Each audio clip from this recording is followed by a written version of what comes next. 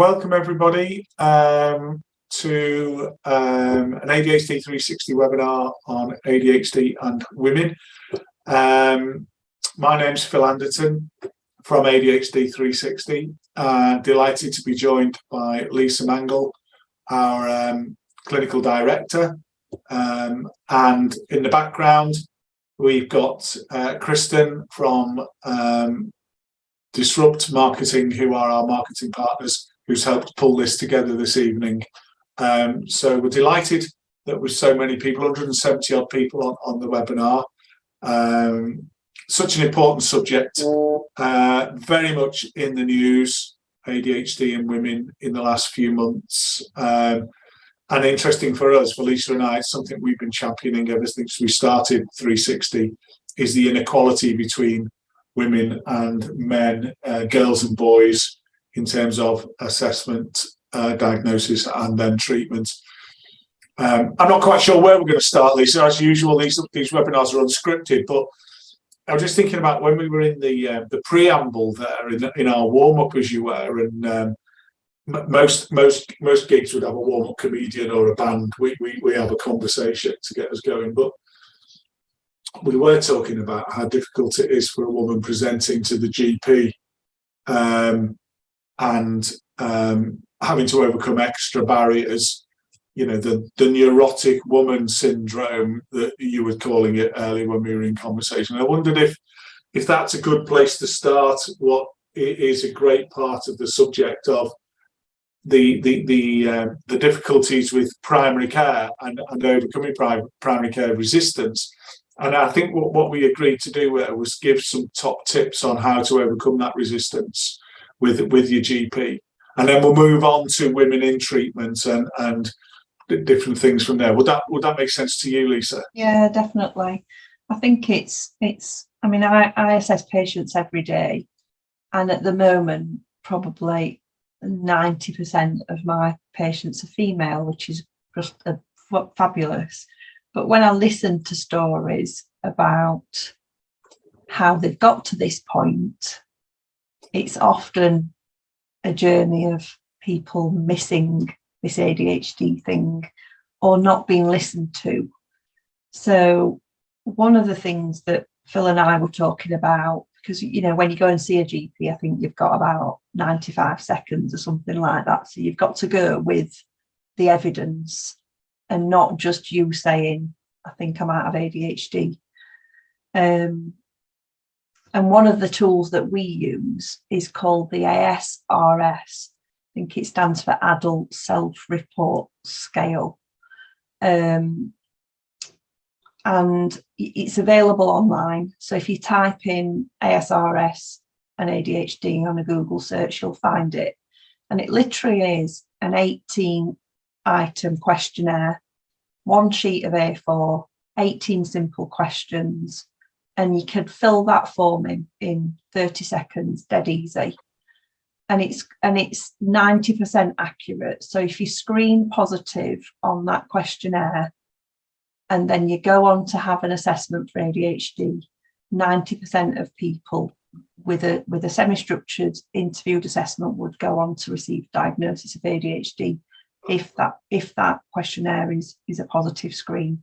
So if you're struggling in that department and you feel that you're not being listened to, then print the ASRS off and fill it in and get an appointment with your GP. The other thing, if you've got it, is evidence from childhood, because you have to be symptomatic as a child, not just as an adult. So having some school reports or something similar would be helpful, or getting a letter from an auntie, a parent, a sibling who knew you when you were a child, and taking those two bits of evidence along with your appointment with your GP, I think would be invaluable, as opposed to you just turning up, going, I've seen something on TikTok, I think I might have it. You know, I think that would be an invaluable step that wouldn't actually take you that long to complete. What do you think, Phil? Is there anything else that you would add to that? I think you've nailed it there, Lisa. And if I was to recap, just so everybody and new joiners are clear, rocking up at your GP with something that they don't understand. So let's empathise with the GP for a moment. Something they don't understand, they're not particularly well trained on, if trained at all. And it's lovely to see someone's just put in there. My GP was surprisingly supportive. Well, surprisingly, yes, but supportive, wonderful. It's nice to read. And the more we are out there educating GPs as well, I run regular seminars for GPs and primary carers, and we're just about to employ our first GP as well, who happens to be a woman, which is doubly exciting. So to go back to it, rocking up at the GP with an assumption from reading social media, article in the Daily Mail or whatever, is okay. It's great as a starting point, but let's see what more we can do to make this a swift and easy process for your GP.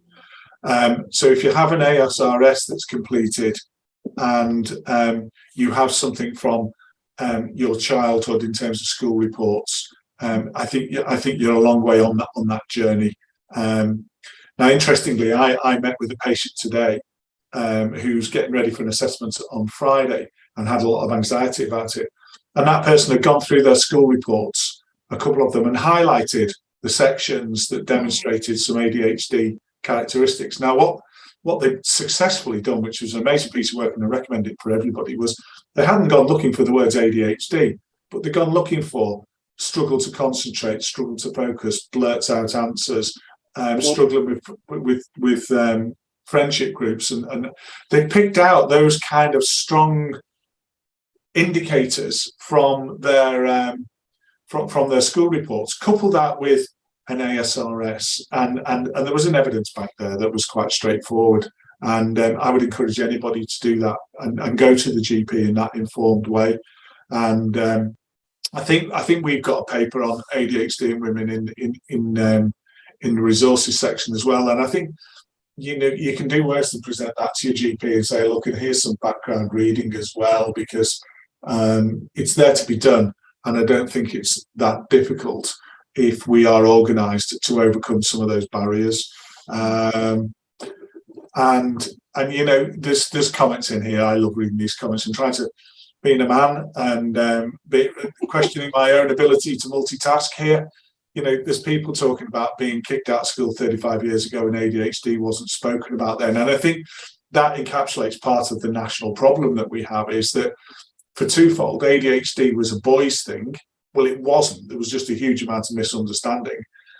And secondly, it was a child thing, and it wasn't, but there was a huge amount of understanding. And when Lisa and I first started working in ADHD, we were still at national conferences where psychiatrists were being told children grew out of this at the age of 18, 16 or 18, which was utter nonsense. And we were on stage, speakers saying, no, that's wrong. That is absolutely wrong.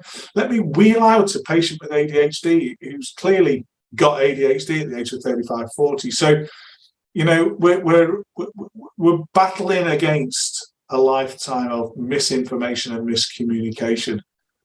So we have to present the GP with something that's going to help them understand this, because chances are your GP wasn't trained on ADHD and isn't that aware. There's someone here talking about psychologists question borderline personality disorder well before ADHD. Well, I'm going to tell you to do something there right away. Stop going to psychology for an ADHD assessment.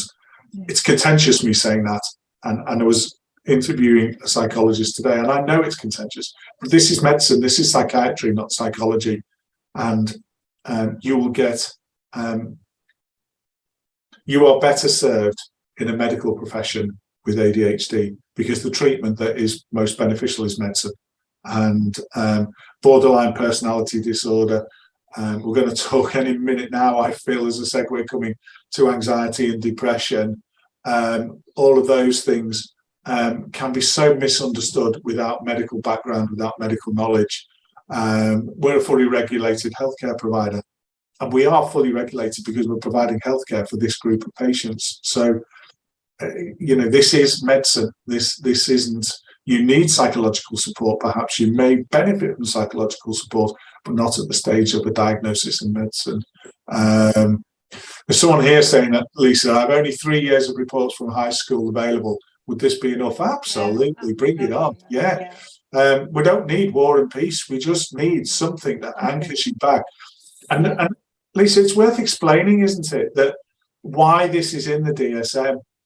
Because as we get older, we go those post-teenage years, early 20s, it could be life that's throwing new challenges at us that can differentiate between being able to succeed and not, between having impairments and not.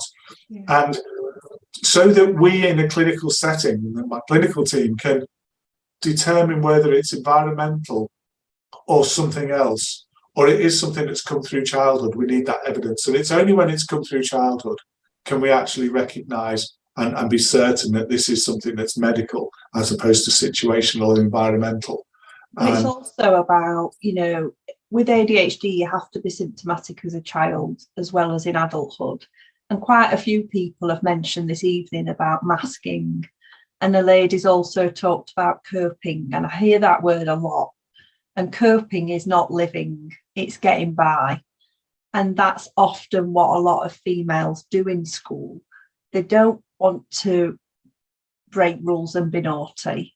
They want to do the right thing. They will try their damnedest not to stand out or get a detention or fidget or get out of the seat because they don't want to be told off in front of the peers.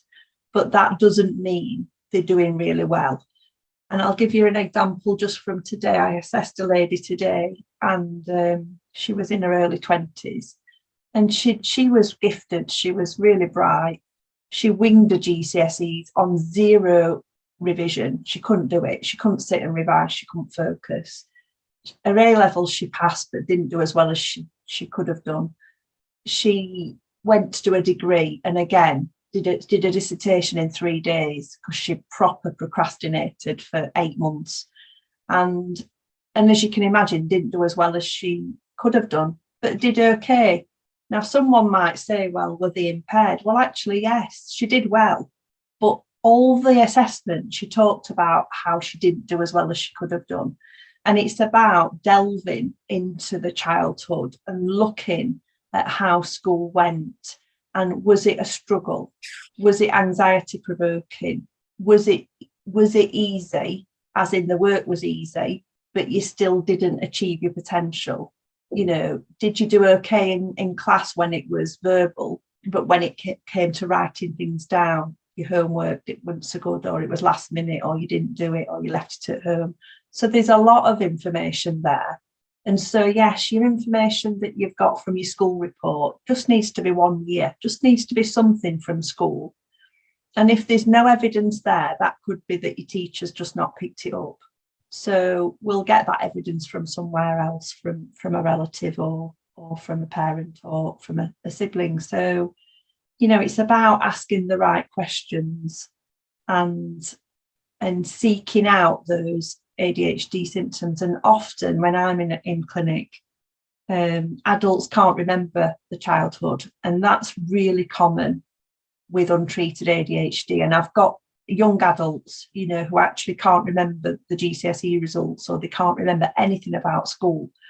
But how we do the assessment at ADHD 360 is it's a semi-structured interview, and we trigger emotion, because emotions are in a different bit of your brain. And if I can bring out some emotion and emotional situations, then you're more likely to remember events that happened at school and the difficulties and the things that really were a struggle.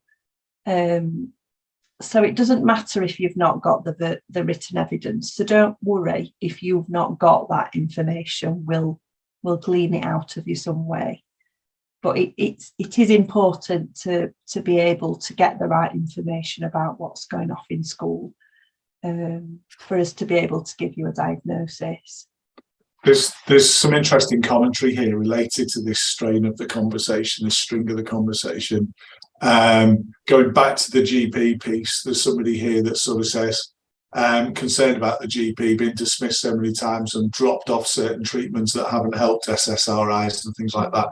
We'll pick up the anxiety and depression in a second, but that's exactly what we're facing in this conversation. There's another lady here saying, I was gifted and talented throughout school, but the attendance and grades dropped significantly when she started secondary school. And you know, that in your children, and please recognize that tipping point, that the transition from junior school to secondary school is absolutely huge. And whether girls or boys, this is gender agnostic, that is a huge tipping point. Book from many years ago. I'm just finalising a paper with a school here in Lincolnshire, which is all about increasing standards of neurodiversity awareness in the school. And one of the things we're asking them to do, or they're suggesting in this paper we're writing for all teachers, is colour code the lesson plan, colour code the books, colour code the plaque on the door. So we know that green is biology on a Tuesday and it's in room 421, and you know, those kind of things. So you know, school is huge, and you know, there's people saying, well, my school report won't have anything because I was frightened of being naughty at school and what have you. Absolutely spot on with most of the patients we have, but I'll bet if we read your school reports, we'll find things. Go back to them and you will find clues from teachers. Yeah. I read one from 1990 of a patient a couple of years ago that said this lady struggled with her manner and her dress wasn't appropriate for the school standards, and if she worked harder she'd have more friends. And you know, bang, wallop, that'll do for me. It's all there, it just needs unpicking. So stick with it. You need your ASRS. We would advocate for some evidence from school reports and go through them yourself, don't look for attention deficit, hyperactivity disorder, impulsivity. Don't look for that. Look for the common things we're talking about. Struggle with friends, struggle with relationships. You might have been getting home and getting tired and angry because you've been masking at school. And there might be something from your parents in their commentary about great at school and really hard work at home. Whatever it is, those are the hooks, those are the links that the professional can find and make something of. Can I just reply to Chantal, because Chantal's brought up a really common theme. So clever people with ADHD, and years ago, everyone thought people with ADHD couldn't possibly be clever, which is utter nonsense. Clever people with ADHD wing the GCSEs through no revision. They're just clever and they can just get by. They might not get quite the grades that they deserve, but they do well. Then you pick 4 A levels, that your favourite subjects, and you think this should be easy. I've got my 4 favourite subjects, so I'll be fine. And it all goes very wrong very quickly, because with A levels, you're 16, you've got untreated ADHD, you've got to do just as much work at home as you do in school. So that's 20 hours of self-directed work at home on top of what you're doing in school, and you just can't cope. So you do your first exams and you fail them. And so you wonder what's happening, your teachers wonder what's happening, and your parents think you're lazy. And that is a classic story for someone with untreated ADHD who's clever. I would say that happens 95% of the time in my patients. And then they might just get enough to get to university, probably not doing the degree that they're capable of, but they get to university and then the scaffolding's gone from home, and then it all goes really wrong. So we might scrape a degree, or we actually might drop out after the first term or the first year. So your story, Chantal, is absolutely my classic ADHD story, specifically in women. So, and you go through your life thinking, well, I must have been lazy, or I wasn't clever enough. No, you've actually done incredibly well to get to where you are today with untreated ADHD, I would say. So go and get yourself assessed, because life can be so much easier with the right treatment. But yeah, classic story, absolutely classic story. Can I just thank Emily for her comment, just raising the profile of Dave Scarrett in this event, because Dave was a huge advocate for women's medicine with ADHD. And those of you that know us and know our story know that we lost Dave earlier in the year.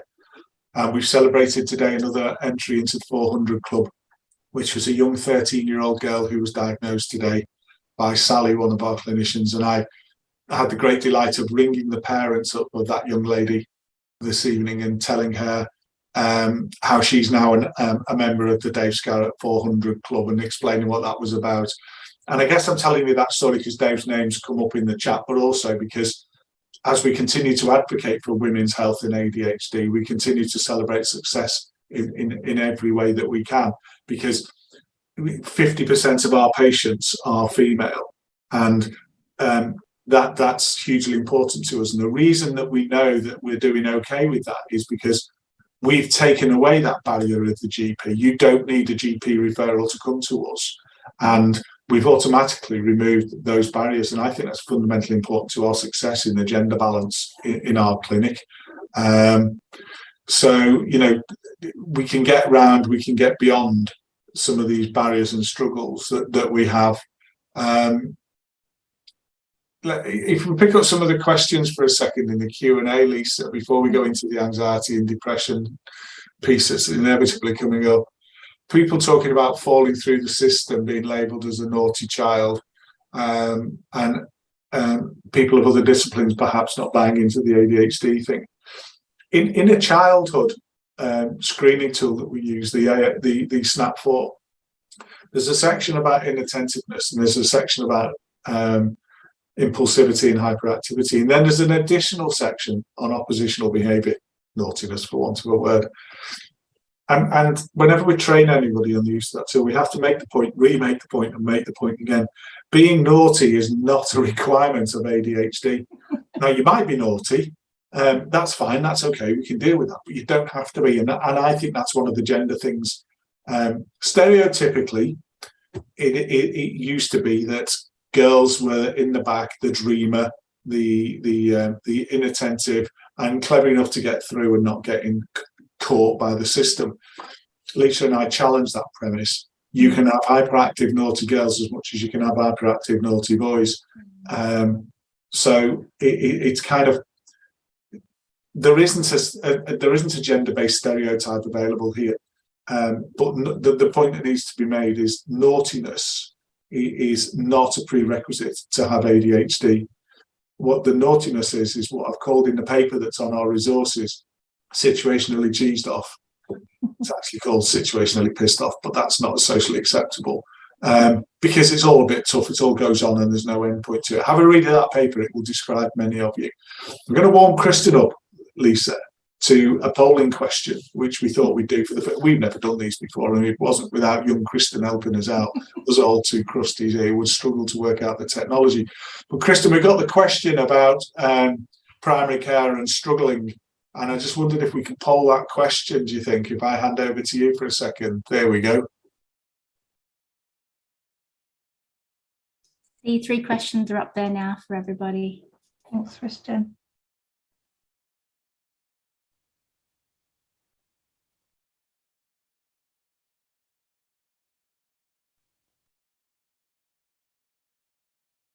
I don't think question 3 makes sense to me at the moment.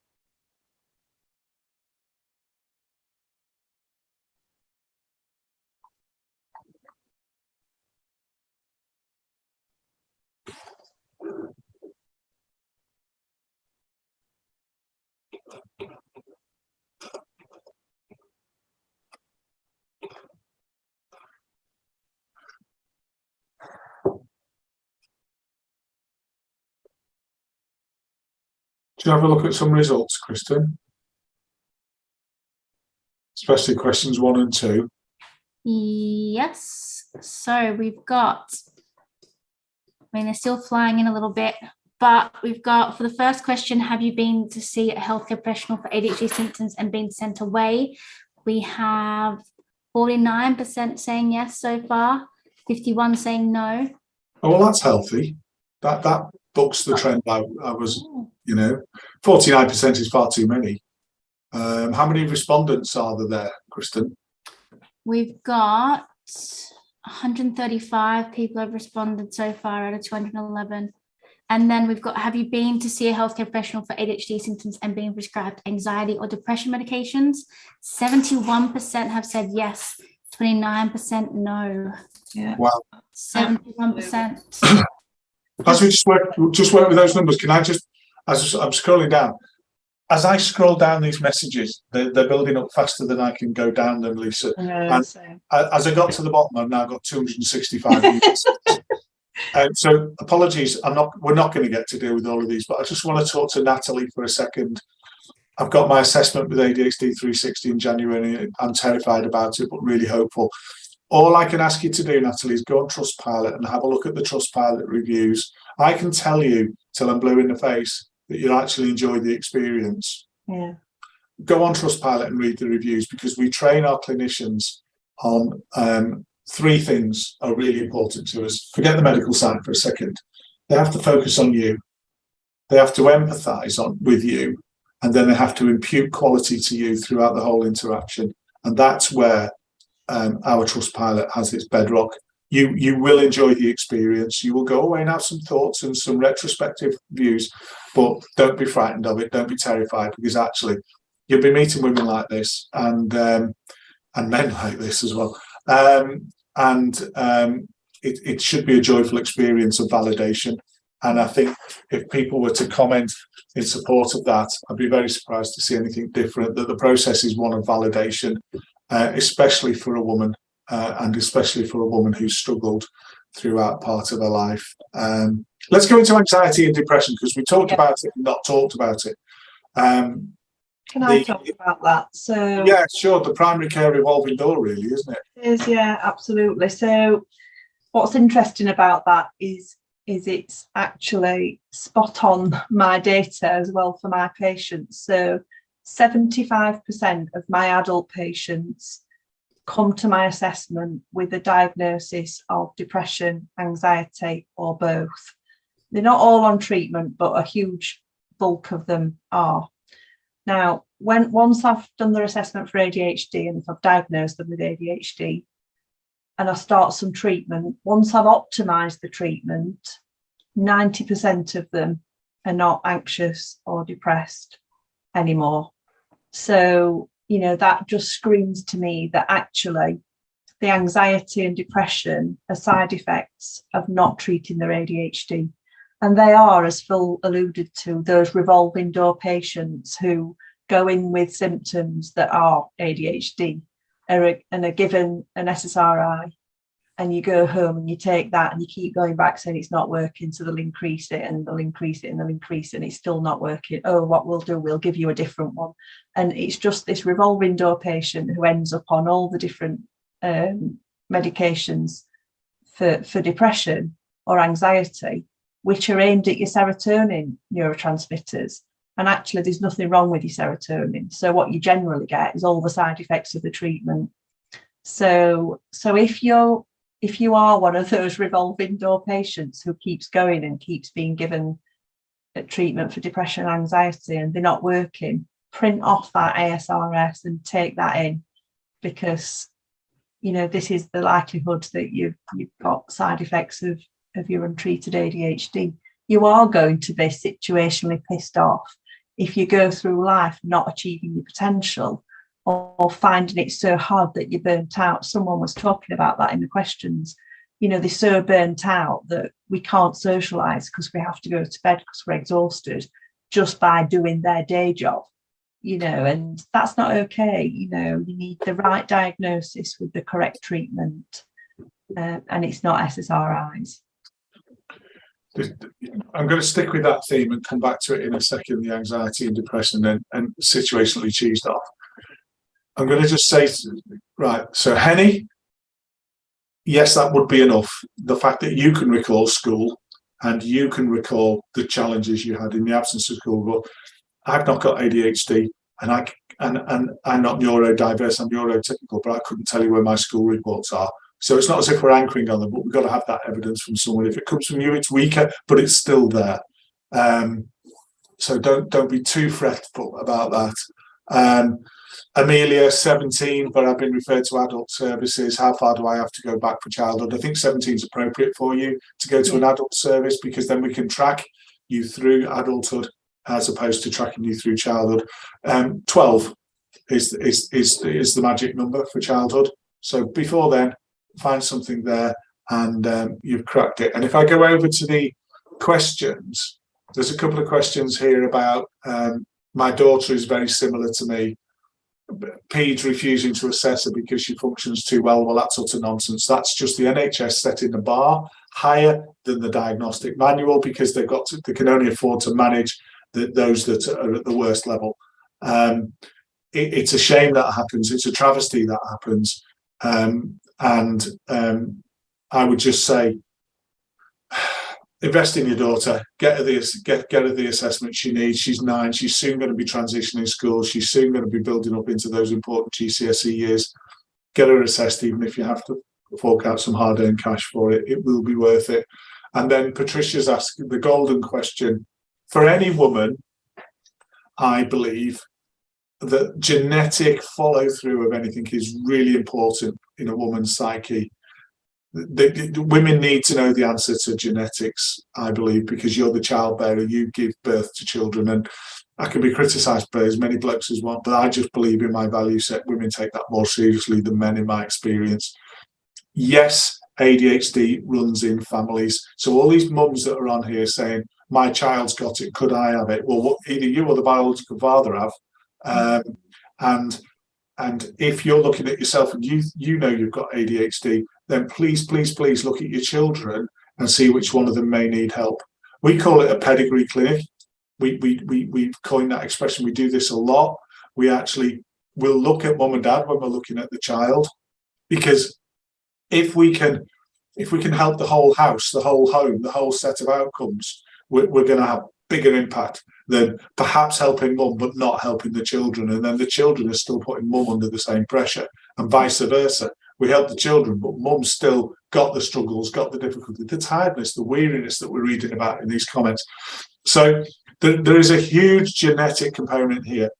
And to put it into simple English, there are 2 genes that can cause ADHD. You don't need to know anything more than that. There's 2. So it's not a dominant gene and a recessive gene fighting for brown eyes or blue eyes, 50-50 chance of which is going to win. It's 80-20 chance of which is going to win. So you're 80% more likely if you've got ADHD or your partner has ADHD, there's an 80% chance that your child will have ADHD or your children. And we've got some families where we've got 7 people in the same family home in treatment for ADHD. You can't, well, you maybe can imagine how that has turned life around in that household. 5 kids, mum and dad. Incredible performance difference from treatment. Now, if we'd have stopped at 1 child or at mum, we would have nothing like, and in fact, we could probably find mum and dad coming back saying, well, that hasn't made much of a difference. One of the fact is that there's 4 siblings vying for attention here the same, and it's been a game changer in that family. We've got others of mum, dad and a child, or mum and 3 children. So there is that genetic thing, which is, I think, strong in the emotional psyche for a woman with ADHD is hugely important, that you understand the nature of this and try and get that pedigree sorted through the family, because that's really important to get the whole home scenario sorted. Can I talk about ADHD and PMS, just to change the oh yeah, let's go into that. Yeah, I've had a few people comment on that. So Phil and I are, this is another one of our passions. So and actually we are going to America in November to talk about this exact topic. So hormones have a massive impact on ADHD symptoms. And so how we work this at ADHD 360 is, it's one of the questions we would ask when we were doing the assessment, or if it cropped up in conversation, we would make a note of it. Because there are some ladies who find certain weeks of the month incredibly difficult. And it's usually the week before the period, but not always. So some ladies are slightly different.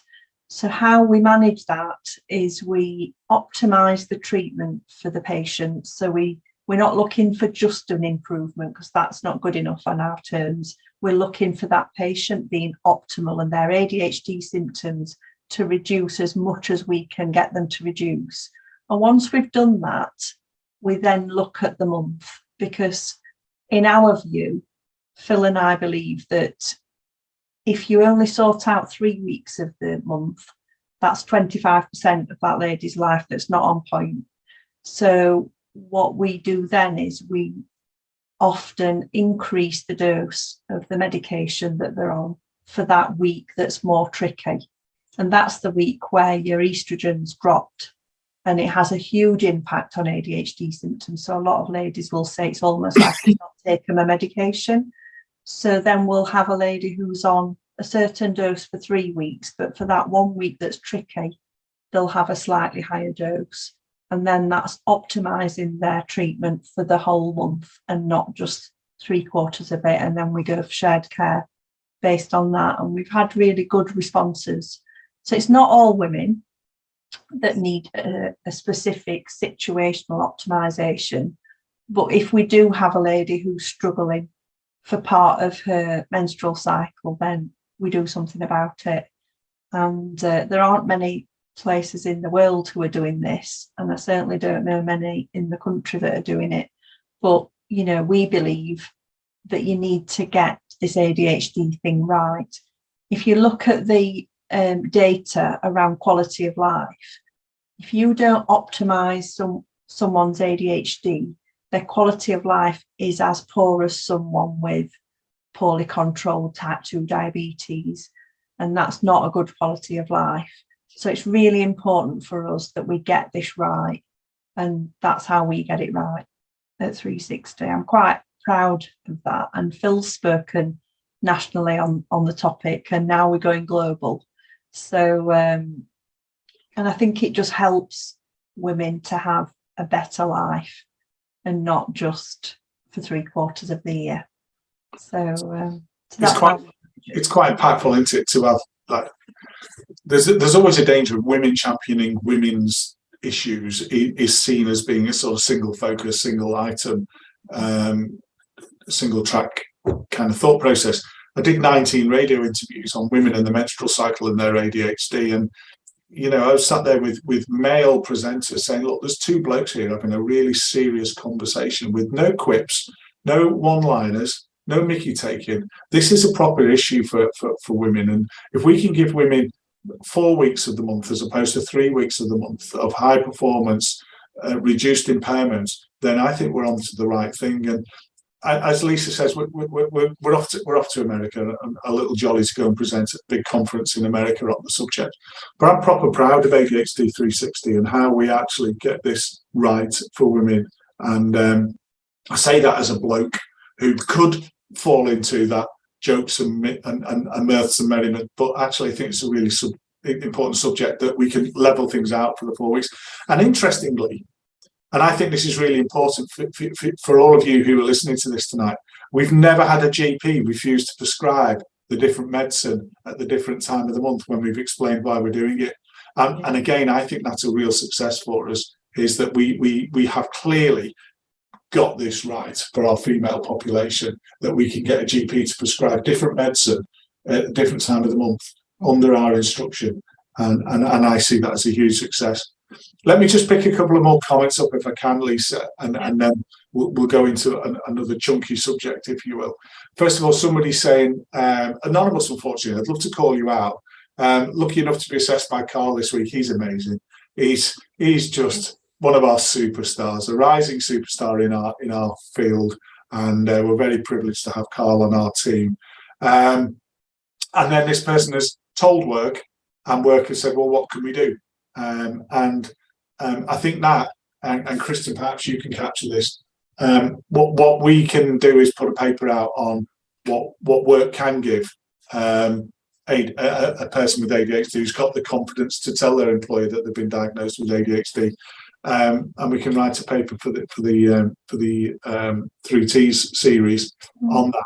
But things that I find working, we've got a very neurodiverse workforce. And again, I'm going to try and turn my lights on by moving. Hello. Failed. we've got a very diverse, neurodiverse workforce, and here's some of the things that we put into practice with them. Very clear tasking, often written, if not always written tasks. Very, very clear deadlines with prompts and reminders. The space to go and work somewhere quiet if needed, but also a challenging role that keeps interest, not a boring role. There's many a person here saying I didn't do stuff until such times as I was really motivated by fear that it wasn't going to happen if I didn't get this paper in by 9 o'clock the next morning.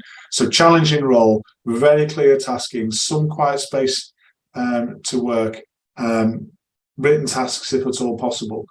And what Bev, one of our coaches, introduced into the office for those who have ADHD is a Kanban board. And we've explained that on previous webinars. But if you can imagine a board, there you go, my lights have come on. If you can imagine a board and there's 3 columns and you have little post-it notes, magnetic things, whatever it is. And in the left-hand column, you have jobs to do. And as you start that job, you move it to the middle as in progress. And when you've done it, you move it to the last column. So you can actually see, what have I got to do? Okay, now getting on with it. Oh, wow, these are the things I've got and I've achieved and I've got done. So you get that reward for making that progress. And you get the reward of seeing things move from the left to the right. And we find the Kanban board, there's a technology version of it called Monday.com.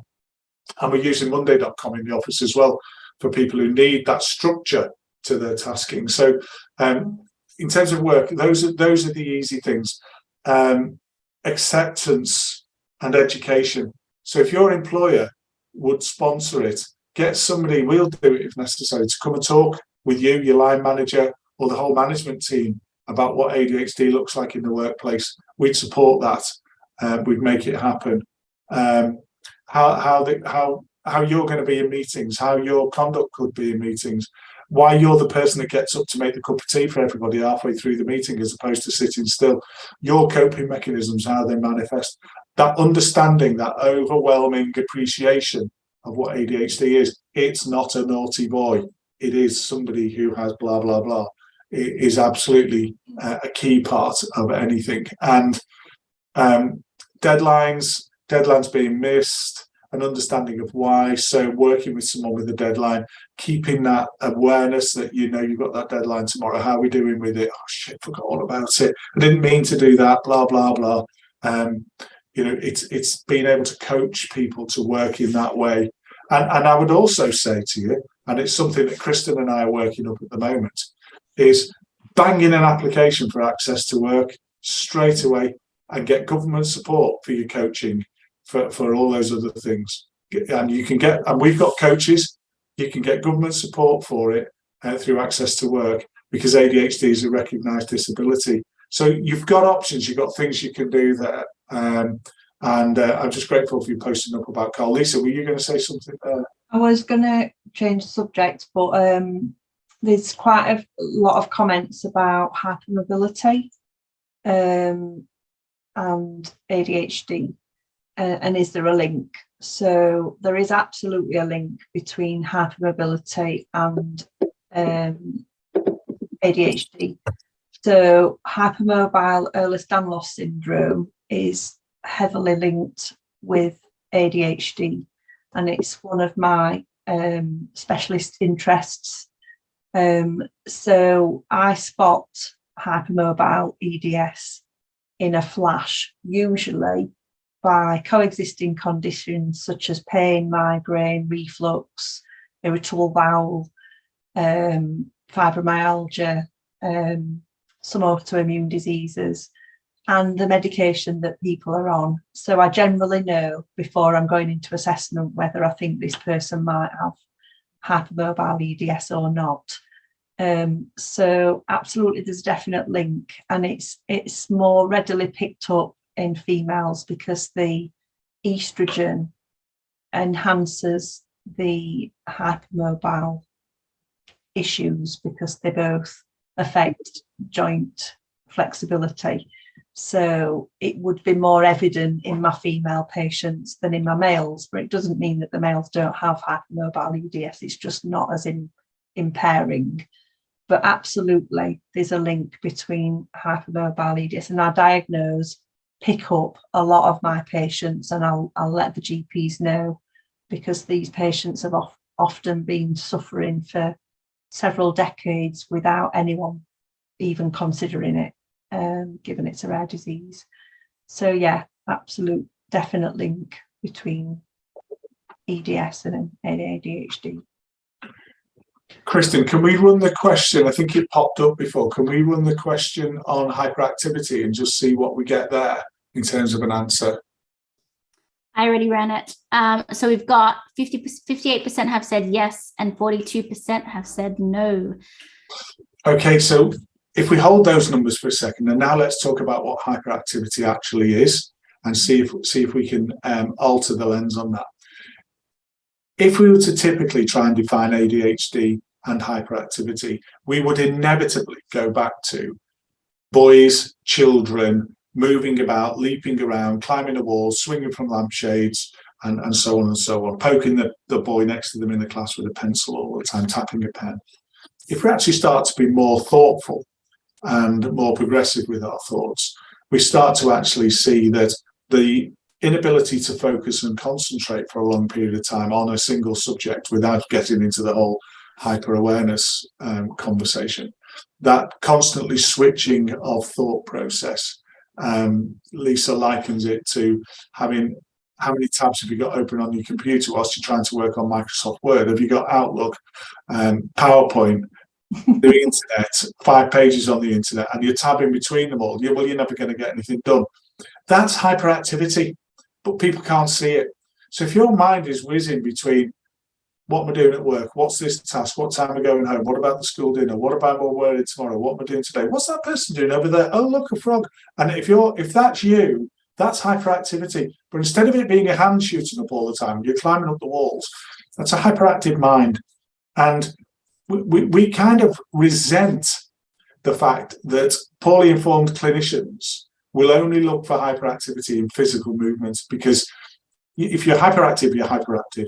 And if you can't slow that mindset down to have a single tab open on your computer to comply with the analogy, if you can't make that happen, then there's something going on. And that something going on is debilitating. And what we find with people who go on to treatment and when we get the right medicine at the right dose and what have you, and that can happen the first time, it can happen, it can take a few weeks, everyone's different. When that happens is, all of a sudden we've got a single tab focus. I'm actually able to work in Microsoft Word without thinking about my emails, without thinking about this, thinking about that, thinking about the other.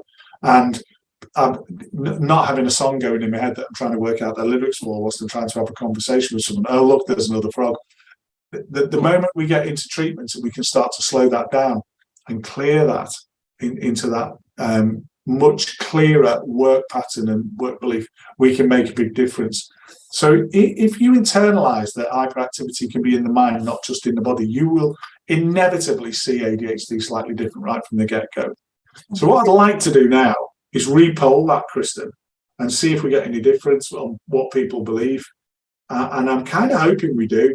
Working hypothesis that we could actually help people understand themselves a little bit more. No problem, I'll run that shortly. Don't call me shortly. Can I, while that's happening, can I just talk a little bit about disordered eating, because it is linked to that hyperactive brain, and there has been a few questions around disordered eating that's cropped up. So when you've got those 20 tabs open in your brain and one of them is food, then it is incredibly common to have a history of disordered eating along with ADHD. Now, some clinicians wouldn't even consider treating someone with stimulant medication that can impact on your appetite if you've got a history of disordered eating. However, if I treat your ADHD optimally, all those 20 tabs that you had open, 19 of them are shut down. So your disordered eating tab's gone and your impulsivity is gone because I've treated your ADHD optimally. So you could be a bulimic or a binge eater or a history of anorexia. But if I've shut down that eating tab, yes, you can find it, but it'll take you some time. And by the time you've found that tab, you've talked yourself out of whatever it was you were going to do. And also, I'm going to optimize your treatment for ADHD. So I'm going to allow you to do your food shopping without coming back with half the things you don't need and not the things that you do need. You know, that you can get food in and decent food, that you can plan and organize, that you can eat 3 meals a day, that you can remember to eat. So in actual fact, having disordered eating, especially as a female with untreated ADHD, is incredibly common. Treating that ADHD that shuts that disordered eating tab down, reduces that impulsivity and gives you that ability to focus on what good eating is, actually is likely to help with your disordered eating. Obviously, we do that in a very safe way. So we get regular observations, we get your height, your weight, your blood pressure, your pulse regularly. So we're monitoring that, and we're going to keep an eye on whatever it is that you've had a history with. But it's not something that we would shy away from. And it's something that is linked, you know, binge eating is linked with ADHD. And one of our treatments for ADHD is also licensed for binge eating in the US. So it's something that is actually sensible to treat as opposed to ignore. I think there's Phil the Contentious coming in here. There's a lot of pressure. This is a webinar about women in ADHD, and I think society puts a lot of pressure on women in terms of image, and therefore one of the things that whether we agree with society's pressure on image, one of the things that can help is actually improving the woman's relationship with food. And being able to reduce that imposter syndrome, maybe lose some weight is a good thing, and improve that relationship with planning food, having food, and enjoying food, as opposed to seeing it as a sin, and treatment from being that impulsive, disorganized purchaser and grazer of inappropriate foods. I'm really hungry, I've got nothing in, what will I have? I'll have a McDonald's, or I'll have whatever, I'll have a chocolate bar. And so on with stereotypical approaches to relationships with food. But if that's something we can improve through treatment for ADHD, then I think that's a really good thing. I was coaching a young lad today who wanted a bit of help getting ready for his assessment, and there's a question about that I'll come back to. And I said, look, can I be really brutally honest with you? We were on a Zoom call, and he went, well, yeah, there's no point if we don't. I said, right, well, you're carrying a load of weight, aren't you? You're physically overweight. He says, yes, I am. I said, right, that's one of the things we will change, will be the fact that you are overweight. And he looked at me, and you could see his eyes light up, Lisa. His eyes lit up. He said, really? I said, yeah. He said, no matter what I do, I've still got an appalling, and he was looking for the words. I said to him, relationship with food? And he said, absolutely. And the delight in him for that was quite incredible. So there's a question there about coping mechanisms whilst you're waiting for your diagnosis. And I think that's a really good question. We have to accept that if treatment has a part to play in making things better, it's very difficult to actually cope 100% until you get to that treatment point. But there are things you can do, and it's tough and it's hard, and it will be until you get some treatment. But self-help, it can be there, but the consistency of someone with ADHD before the diagnosis is really is on and off. But do shop regularly. Put stuff in your fridge that is going to be healthy to eat, so that when you go to the fridge, it's what you've got. Think about timers. I remember saying to a patient, use the clock on your phone to tell you when you've got an appointment. Oh, I do that, it goes off, and I just dismiss it and move on. And so I have another one that follows it up. And there's things you can do in relation to that. For certain, there's 3 things we say straight away. Forms a triangle. We teach it a lot. Sleep, exercise, and diet. Now, you're not going to crack them until you have your assessment, your diagnosis, and your treatment. You've got to accept that. But if you can find a way of getting better sleep, get rid of the blue light devices, get rid of the phone, the iPad, and that kind of stuff a couple of hours before bed. Don't have a telly in the bedroom. if you must read something. No, I don't read, I've got ADHD. You can read, get motivated, it will improve your sleep. I know you're not going to crack this straight away, but the bedroom, we worked, if you've heard us before, we will have told you this before, we worked with a consultant psychiatrist who specialises in sleep. Amazing man to spend time with and work with. And he was very adamant the bedroom is for sleep and sex and nothing else. And the moment you put other things in, TVs, phones, you're compromising your ability to get to sleep and stay asleep. So those things, light pollution and so on. So sleep, diet. A healthy diet will make a difference to how you feel and will make a difference to your availability of treatment when it comes. Have a healthy diet. Lisa laughs about my diet because I never used to have anything green, and then she talks about the symptoms of ADHD, like being a type 2 diabetic, and lo and behold, that was me in January. Got diagnosed as a type 2 diabetic, and all Lisa could do was giggle about the fact I was going to have vegetables now, and she still does. But get a healthy diet, get some exercise, and make sure you do all of those things every day. Healthy diet, exercise will help you sleep, and you will start to cope better. Have some coping mechanisms, have a Kanban board, have some reminders on your phone, plan things, put your keys, always put them in the same place. Always put them in the same place. Repetition will help you organise a disorganised mind. So I'm answering that question in particular, and we're running out of time now. Kristen, what were the answers on the hyperactive when we re-asked the question? So we've got 96% said yes. 4% said no. There you go. Well, 4%, good luck to you. But I'm just reading some of the information just around that topic. So picking my lips, twirling my hair, biting my nails, picking the skin around my nails, squirming in your seat.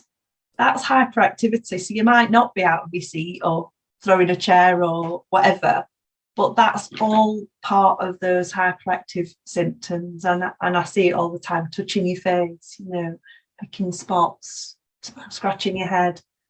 Sometimes when I'm doing an assessment, I'll say to people, "Oh, you're really fidgety," and they'll go, "No," and I'm go, "Well, I feel seasick," and I genuinely do because I get really bad travel sickness. But I'm following them round the screen, and that's just in a 1 hour assessment. So it's amazing how hyperactivity can present itself without. So look, we've got to round off now. What? Yeah, it's 8:00, and but look. We'll take your feedback. We would like your feedback. We can revisit this subject and I believe it is popular enough to do that. There's 204 people on here. It has been recorded. The question's been asked a couple of times. We have recorded it, and what Kristen and her amazing team will do is process that through and then have the hyperlink to the recording on our website. And much as ADHD 360 has to be a commercial concern to be able to practice medicine and employ people, that's something we give to you, our time, that thing. So you can go back in your own time, you can have another look at it and share it with friends, share it with colleagues, share it with people who may need your help. You could, and I would encourage you to become advocates for what we talked about today. And if we just go back to the start, we've talked about how to get better access through your GP, the ASRS, highlighted sections of school reports, and be organised when you go in. We've talked about women in the menstrual cycle and how that can be helped with situational titration. We've talked about this isn't about being the dreamy girl in the back of the class. A woman is the same as a man in terms of presentation for ADHD. We need to accept that. And we talked about the fact that it's hereditary, and in your families, and in both looking up and looking down in the family tree, what can be helped more. I think we've covered a whole plethora of subjects there, fantastic subjects, which are very dear to Lisa and Al's heart, and indeed the whole team, and especially Kristen, who's helped pull this together. Grateful for the comments, grateful for the questions, which help stimulate more thought. There aren't enough hours in the day to do everything with ADHD that Lisa and I want to do. There just aren't. But if nobody turned up, I'd just be left talking to Lisa and Kristen all evening, and that would bore me rigid. So I'm really glad you all turned up. I hope you got something from it. Any final words from you, Lisa? I just don't think an hour's long enough. I think we could talk all night about this topic and still not cover everything. So maybe we should run it again at some point. And I can't believe how many people have joined in and asked some pertinent questions. So thanks everyone for joining. We really get a lot out of this.